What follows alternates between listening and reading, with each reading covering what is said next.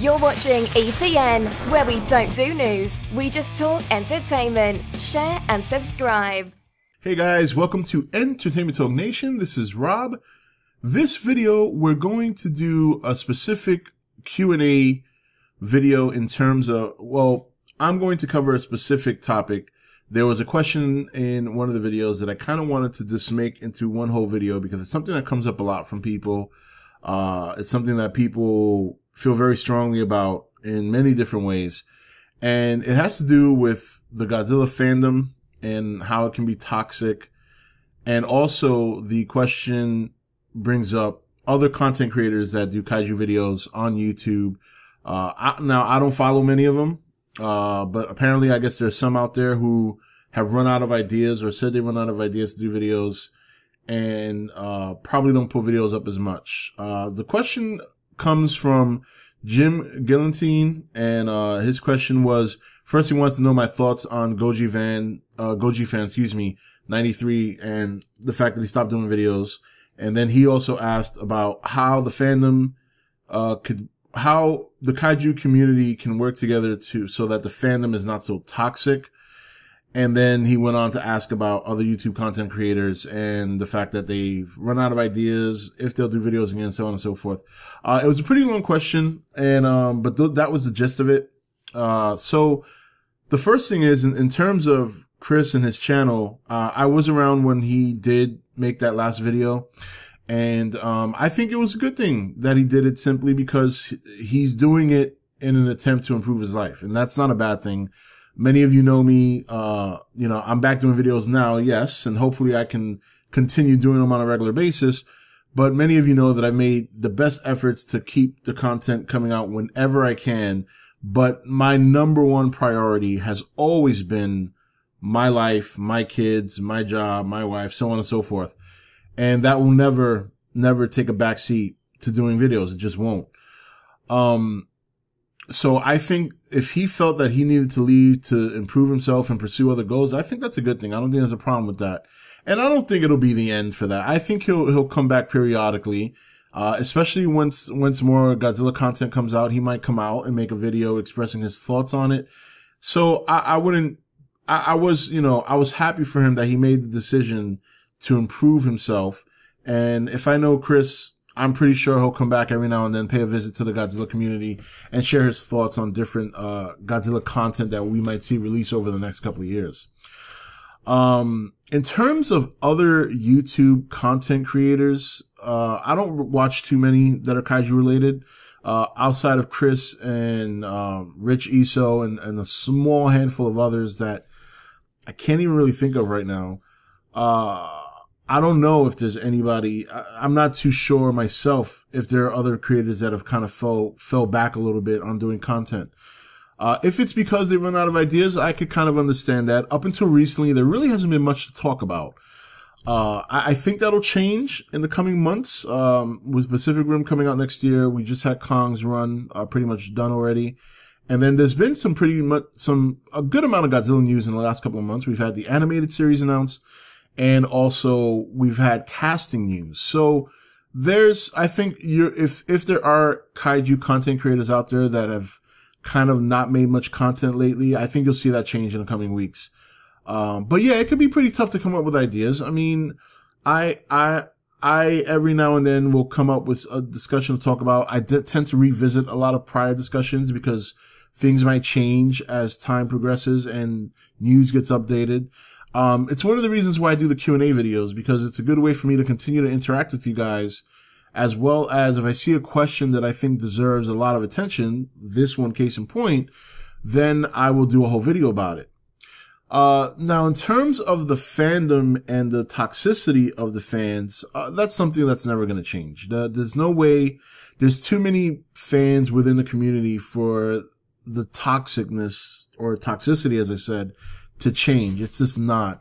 But we're not exclusive to that. There are plenty of different fandoms out there that are very toxic. One I can tell you that I've recently had the joys of discovering is the Final Fantasy community.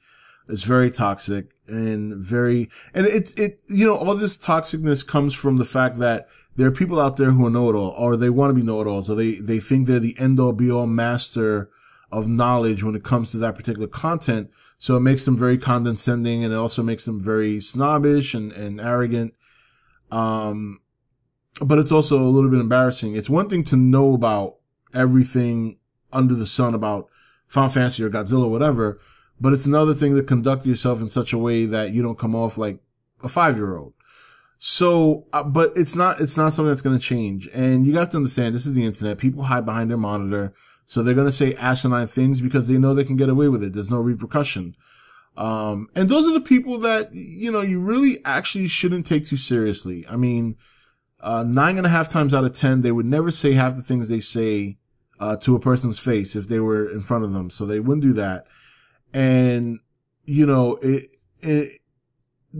it's just something that all different fandom types have. There's no exclusiveness to the Godzilla fan base. Star Wars is like that. Look at the DC Marvel rivalry, or look at the PlayStation Xbox rivalry. Just go to different websites that specialize in these topics like gaming or comics, and you're going to see these people out there all the time. They're not exclusive to the Godzilla fandom. If anything, I would say the Godzilla fandom got more toxic when Shin Gojira released, because then there was a comparison. And then you had Toho purists, who, these are the people who continue to like the Suitmation, and they will always stand behind that, no matter how dated it is, and just refuse to kind of accept modern technology, which is ironic because Shin Gojira was all CG. But that's just how it is. That's how society is now. It's just, you have just a world of complainers and a world of know-it-alls, and really nobody knows shit. So it's like, so there's really, the best thing I can tell you to do about the fan base is just, keep yourself communicating with the people who are down to earth and are fun to talk to, and just try to avoid the toxic fans. They're not going to go anywhere. They'll always be there. And, they'll have, as long as they have their keyboard and monitor to hide behind, they're not going to go anywhere. So your best bet is just to continue to hang out with people in the fan base that you can relate to, that you can communicate with on a more mature level, and enjoy conversations reminiscing about your favorite Godzilla movies, or speculating about the future of the franchise. And really that's it. That's it. I mean, believe me, I know how toxic it can get. I had never ever seen the kind of reactions that I saw when I gave my Shin Gojira review months ago. And to this day, I still find it funny. In fact, I remember one time, somebody messaged me on Facebook, and they started the conversation off fine. They just wanted to inquire about what it was specifically that I didn't like about Shin Gojira. And even though I mentioned it in my video, I proceeded to explain to them. And then out of nowhere, they just got completely toxic. They said, oh, well, you don't know shit, blah, blah, blah. I hope your son, or I hope your kids die of cancer. Something like, it was just dumb shit like that. I mean, when you hear people talk like that, that it's not someone you can take serious, Nobody says stuff like that to your face. So the fact that they'll do it behind a monitor, it just shows they're cowards. So don't stress it too much. It's going to be toxic. It's never going to change. I wish it would, because if we ever get internet regulation, it's going to be because of people like that.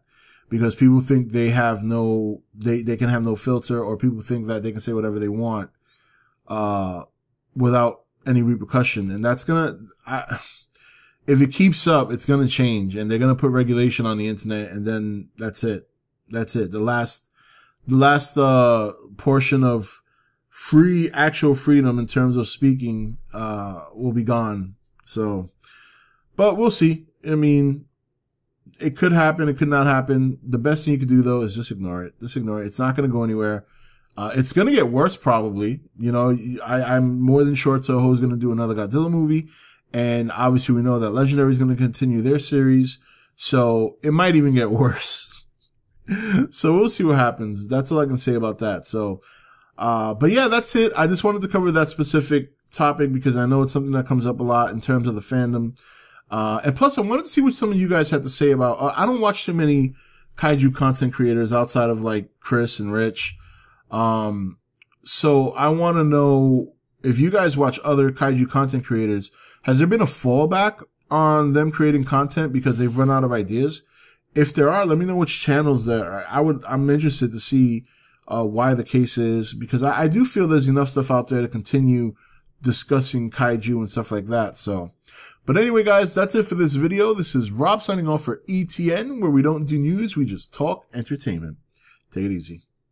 Thank you for watching E.T.N. You can follow E.T.N on Facebook, Twitch or Twitter, or join the Nation Facebook page. Don't forget to click that subscribe button on your way out.